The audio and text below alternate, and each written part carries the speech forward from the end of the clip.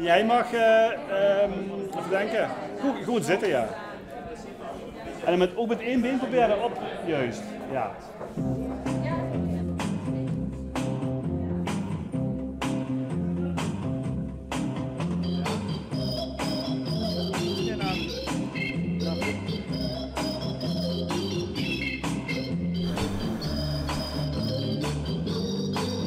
Ik heb me laten inspireren door de Italiaanse mijnwerker. Die brachten natuurlijk hun eigen stijl, Italiaanse stijl mee, dus chic en altijd goed verzorgd. Ondanks het zware werk wat ze dan deden, dan toch zorgen dat je op zondag er zo goed mogelijk uitziet.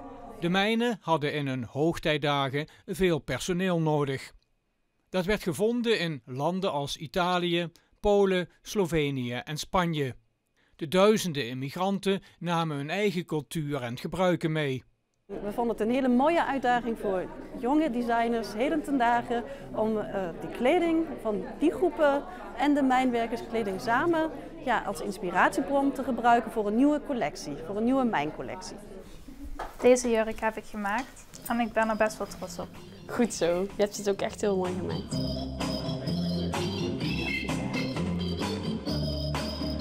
En heb je het label ook al erin zitten? Ja, het label zit er ook al in. De collectie is de afgelopen week in elkaar gezet bij het project 100% Heerlen. Daar kunnen jongeren zonder baan werkervaring opdoen. Voor de mijnwerkers was het gewoon kleding. Als ontwerper kijk je er heel anders naar, want het is eigenlijk een blouse van de mijnwerkers. Dat zie je ook aan de split hier en hier. Het idee van de blouse zit er nog steeds in. Alleen is het dan een jurk geworden. Ik vond het heel bijzonder om te doen, want mijn opa heeft ook aan de schacht gestaan. En hij is pas overleden, dus ik vond het heel mooi om dit project te doen en ook aan hem te denken.